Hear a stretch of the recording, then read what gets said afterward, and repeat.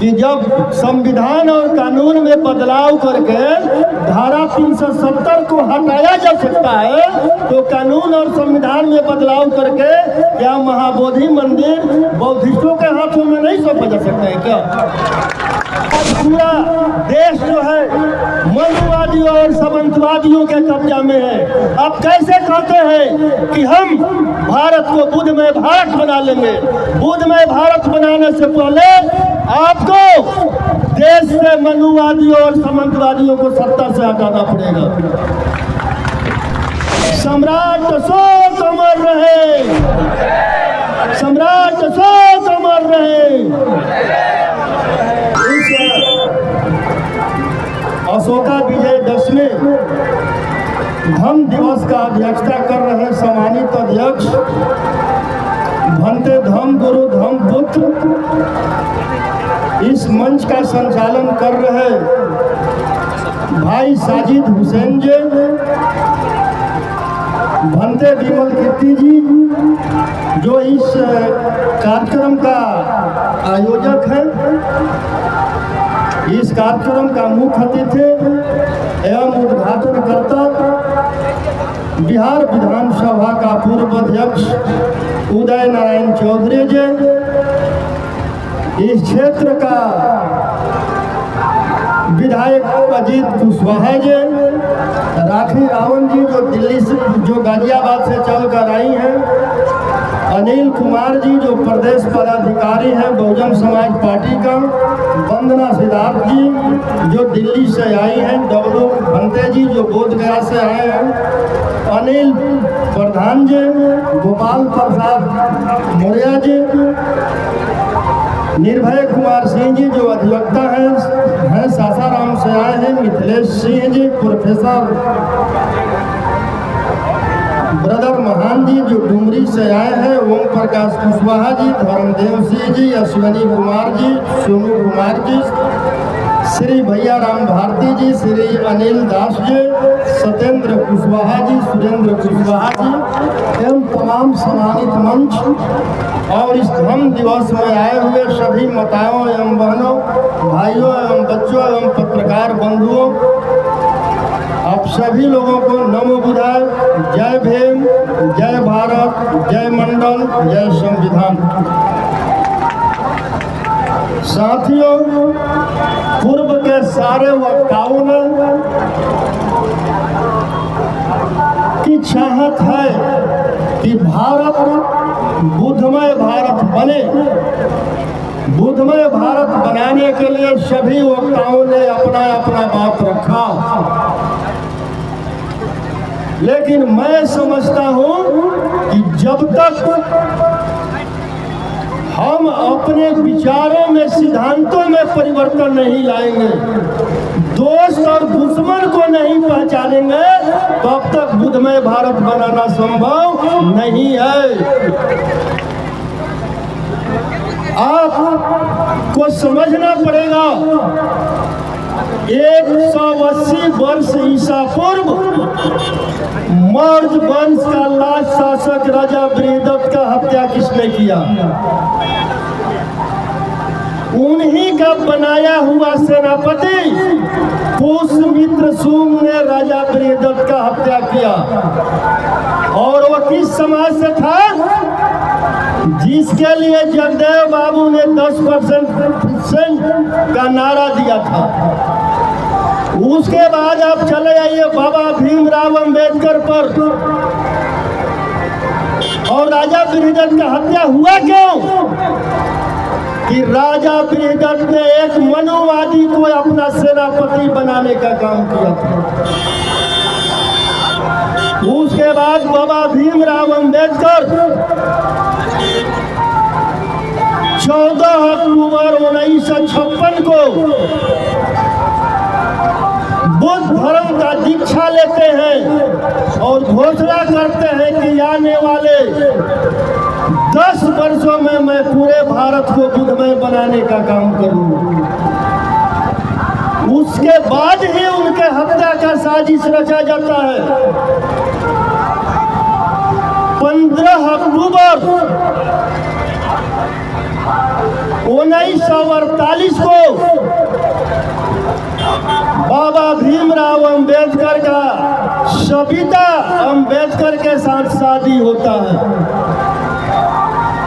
और जब बाबा भीमराव अंबेडकर बुद्ध धर्म का दीक्षा लेते हैं और बुद्धमय भारत बनाने का घोषणा करते हैं, तो 6 दिसंबर 1956 को उन्हीं के पत्नी के द्वारा और डॉक्टर माओ लड़कार के द्वारा, दोनों के साजिश के द्वारा उनका हत्या कर दिया जाता है। वो हत्या करने वाले कौन हैं? और बाबा भीमराव अंबेडकर का हत्या क्यों हुआ? कि वो चाहते थे कि संविधान से देश चले, और संविधान से देश चलाने के लिए देश के लोगों को बुद्ध धर्म अपनाना बहुत अनिवार्य था। चूंकि उन्होंने कहा था कि जिस धर्म में ऊंच नीच भेदभाव छुआछूत है, वो धर्म हमारे लिए सही नहीं है। मैं आप लोगों से पूछना चाहता हूँ, जो आज देश में चल रहा है, हमारा दुश्मन कौन है? देश में चल रहा है कि मुसलमान हमारा दुश्मन है। मुसलमान हमारा दुश्मन है क्या? बताइए, आप लोगों से पूछ रहे हैं। अभी केंद्रीय मंत्री का एक दौरा होने जा रहा है बिहार में, हिंदू धर्म को बचाने के लिए।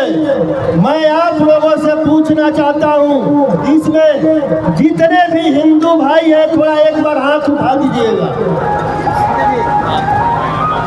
इसमें हम कोई हिंदू नहीं है, हम सब बौद्धिस्ट हैं और मानववादी हैं।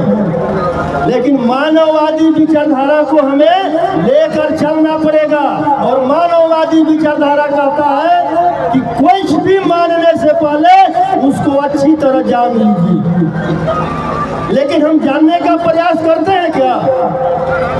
हम जानने का प्रयास नहीं करते हैं। अगर हम जानने का प्रयास करते तो आज केंद्र के सत्ता पर मनुवादी और सामंतवादी विचारधारा के लोग नहीं बैठे। तो हमें मानववादी विचारधारा को लेकर के चलना पड़ेगा, तभी भारत बुद्धमय भारत बनेगा। उसके बाद आप देख लीजिए, उनके दिल में जो हजारों साल पहले हमारे लिए नफरत था, वही नफरत आज भी है। राजा बिरिंदर से हत्या से लेकर बाबा भीमराव के हत्या तक, जो और सावित्रीबाई फूले पर गोबर और पत्थर फेंकने पर सावित्रीबाई फूले का दोष क्या था? तो बहुजन समाज के बच्चियों को शिक्षा देने का उन्होंने कदम उठाया था। इसलिए इन मनुवादियों ने उनको गोबर और पत्थर फेंकने का काम किया। वो लोग कौन थे जो गोबर और पत्थर फेंकने वाले लोग? जब बिहार में अमर शहीद जगदेव प्रसाद जी ने 90% के लोगों के लिए 90% का हक अधिकार के लिए लड़ाई का शुरुआत किया, और उन्होंने कहा कि जो मैं आज जिस लड़ाई का नींव रखने जा रहा हूँ, ये लड़ाई 100 साल तक चलेगा। पहली पीढ़ी मारी जाएगी, दूसरी पीढ़ी जेल जाएगी, और तीसरी पीढ़ी राज करेगी। लेकिन उनको भी हत्या कर दिया गया। जगदेव बाबू का हत्या करने वाले लोग कौन थे? वही 10% के लोग ना। जब कर्पूरी ठाकुर जी बिहार का मुख्यमंत्री बने और जब उन्होंने आरक्षण देने का काम किया, तो कर्पूरी ठाकुर जी को भली भली गालियां देने वाला और बिहार का सरकार गिराने वाला लोग कौन था? यही लोग था 10% का लोग, जब 90 में हम ओबीसी के लोगों के लिए 2 सिफारिश लागू हुआ मंडल आयोग का, उस मंडल आयोग के विरोध में दिल्ली से लेकर कमंडल चलने वाला और उस मंडल आयोग का आरक्षण का विरोध करने वाला और दिल्ली का सरकार गिराने वाला लोग कौन था? यही लोग था जो 10% का लोग है। उसके बाद आज 24 में ले लीजिए, 24 में भी उनके दिल में हमारे बहुजन समाज के लोगों के लिए वही नफरत है जो हजारों साल पहले नफरत था। 24 में जब महागठबंधन के सहयोग से जब बिहार में सरकार चलता है तो पूरे बिहार में जातीय गणना होता है और जातीय गणना होने के बाद ओबीसी और एससी एसटी के लिए आरक्षण 50% से बढ़ाकर 65% किया जाता है। उस आरक्षण का विरोध करने वाला कौन? उस आरक्षण का विरोध करने वाला कौन है? तो आप समझ रहे हैं ना, दोस्त कौन है या दुश्मन कौन है? जो आप इतना समझिए कि जिन ब्राह्मणों ने राजा बृहदत्त का हत्या कर दिया, सावित्रीबाई फुले के बहुजन समाज के बच्चे बच्चियों को शिक्षा देने के लिए उन पर गोबर और पत्थर फेंकने का काम किया, जिन ब्राह्मणों ने बाबा भीमराव अंबेडकर का हत्या कर दिया, जिन ब्राह्मणों ने आपके आरक्षण के लिए हाईकोर्ट गया, जिन ब्राह्मणों ने जब आपको ओबीसी का आरक्षण मिला उस आरक्षण के विरोध में आपको सड़क पर उतर गया, वो ब्राह्मण आपके घर में क्या पूजा पाठ करवा कर आपको विकास आपको विकसित करने का काम करेगा क्या? अगर पूजा पाठ करने से अगर आपके घर में विकास होता या धन संपत्ति आता तो आपके घर में पूजा पाठ करवाने आता क्या कि अपने घर में ही कर लेता? मैं कहता हूँ कि सबसे पहले अगर बुद्धमय भारत की तरफ कदम बढ़ाना है तो सबसे पहले बिचवलिए को हटाइए, अपने घर से उसको निकालिए जिसने राजा बृहदत्त का हत्या किया और बाबा भीमराव अंबेडकर का हत्या करवाने का काम। आप देख लीजिए, मायावती जी को भी देख लीजिए, मायावती जी का सरकार चल रहा था, लेकिन जिस दिन उनके बगल में मनुवादी लोग बैठा, आज क्या स्थिति है? बिहार का भी स्थिति देख लीजिए, आज पूरा देश जो है मनुवादियों और सामंतवादियों के कब्जा में है। आप कैसे कहते हैं कि हम भारत को बुद्धमय भारत बना लेंगे? बुद्धमय भारत बनाने से पहले आपको देश से मनुवादियों और सामंतवादियों को सत्ता से हटाना पड़ेगा। जब तक सत्ता से नहीं हटाएंगे और सम्राट अशोक और बाबा भीमराव अंबेडकर, अमर शहीद जगदेव प्रसाद कर्पूरी ठाकुर के विचार जैसे लोगों को दिल्ली के गद्दी पर नहीं बैठाएंगे तब तक बुद्धमय भारत बनना संभव नहीं है। और अंबेडकर वादियों को दिल्ली के गद्दी पर बैठाने के लिए दोस्त और दुश्मन को पहचानना पड़ेगा। जब तक हम दोस्त और दुश्मन को पहचानेंगे नहीं तब तक दिल्ली के गद्दी पर हमारा कब्जा नहीं होगा, और जब तक दिल्ली के गद्दी पर हमारा कब्जा नहीं होगा तब तक बुद्धमय भारत बनाना संभव नहीं है। इसके पहले अभी बोध गया का महाबोधि मंदिर भी मनुवादियों के कब्जे में है। मैंने ये बात विधानसभा में उठाया था, मैंने कहा था कि हर मंदिर जो है वो ब्राह्मणों के कब्जे में है, गुरुद्वारा सिख के कब्जे में है, मस्जिद मुसलमान के कब्जे में है, तो महाबोधि मंदिर बौद्धिस्टों के हाथों में क्यों नहीं सौंपा जा सकता है? तो विधानसभा अध्यक्ष नंद किशोर जी थे, उन्होंने एक दलील दिया कि फतेह बहादुर जी आपको जानकारी के लिए बता रहे हैं कि ये जो है उस समय जब देश आजाद हुआ उसके बाद ये नेहरू जी का किया हुआ। हम बोले कि जब संविधान और कानून में बदलाव करके धारा 370 को हटाया जा सकता है तो कानून और संविधान में बदलाव करके क्या महाबोधि मंदिर बौद्धिस्टों के हाथों में नहीं सौंपा जा सकता है क्या? लड़ना पड़ेगा लड़ाई। आज बुध में भारत बनाने से पहले जगदेव बाबू के लड़ाई को समझना पड़ेगा। जगदेव बाबू ने 2 नारा था उनका, 100 में 90 शोषित है, 90 भाग हमारा है, धन धरती और राजपाट में 90 भाग हमारा है, 10 का शासन 90 पर नहीं चलेगा, नहीं चलेगा। दूसरा नारा क्या था? वोट हमारा राज तुम्हारा नहीं चलेगा। लेकिन आज भी 90% के लोगों पर 10% का शासन चल रहा है, उसका कारण क्या है कि जगदेव बाबू ने हमारे लिए 1-2 संदेश और दिया था कि बाघ कभी बकरी का रखवाला नहीं हो सकता है। ऊंची जाति के लोगों के लिए उन्होंने ये उपाधि दिया था।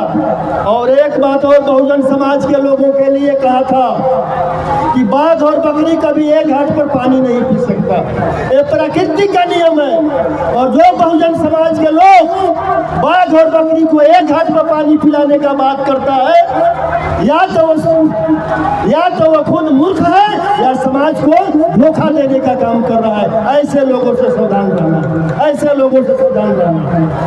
अभी भी हमारे 90% के लोग जो उनके गोद में बैठे हुए हैं, जो मनुवादी और सामंतवादी हैं, वो लोग तो बोलते हैं कि जगदेव बाबू का सपना तो पूरा हो गया ना। भारत का प्रधानमंत्री भी 90 का है, राष्ट्रपति भी 90 का है, बिहार का मुख्यमंत्री भी 90 का है। तो जगदेव बाबू का सपना पूरा हो गया ना। जगदेव बाबू का सपना 90% के लोगों के लिए 90% का धन धरती राजपाट में हिस्सेदारी का था। जगदेव बाबू के शहादत के 50 साल बीतने के बाद भी देश के 90% संपत्ति पर 10% वालों का कब्जा, देश के 90% उच्च सरकारी पदों पर 10% वालों का कब्जा है, देश के 90% खेत खलिहानों पर 10% वालों का कब्जा है। जगदेव बाबू का ये लड़ाई था। और बुध में भारत बनाने से पहले जगदेव बाबू के लड़ाई को समझना होगा और 90 और 10 के लड़ाई को आर पार की लड़ाई करना होगा।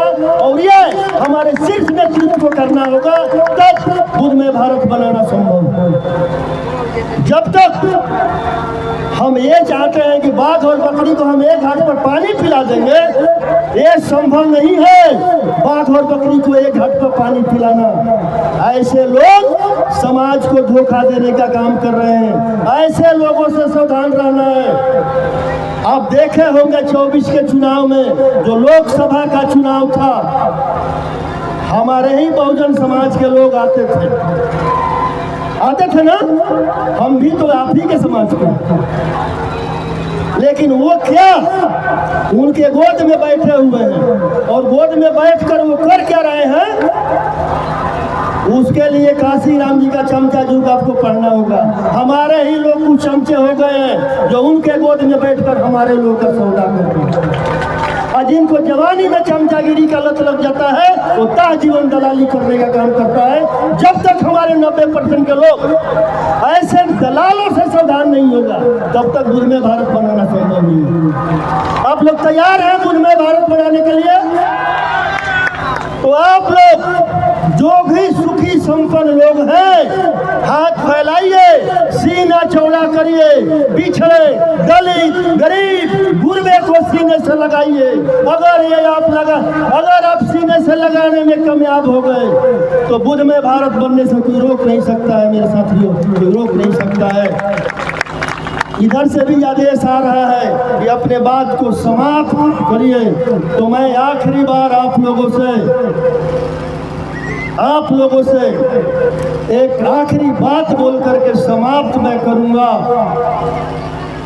कि हम सब 90% के लोग एक हो गए। जब तक हम 90% के लोग अपने लड़ाई को नहीं समझेंगे, अपने समाज के दलालों को नहीं पहचानेंगे, आखिर हमारे समाज को एक कौन नहीं होने दे रहा है। पूर्व में इन मनुवादियों ने हर जाति का अलग अलग देवता बना दिया, लेकिन सबका पुजारी हम ही रहेंगे। और आज हम 90% के लोगों को बांटने के लिए हर जाति का अलग अलग नेता बना दिया, लेकिन सबका नेतृत्व हम ही करेंगे। और वैसा ही खोजता है जो हमारा गुलामी करे, तो वैसे गुलामों से सावधान रहना है ना। तो आखिरी बार मैं अपने वाणी को विराम देता हूँ। जय जय जय जय जय भीम, जय भीम, जय भीम। सम्राट अशोक अमर रहे, सम्राट अशोक अमर रहे। नमो बुद्धाय, जय भीम।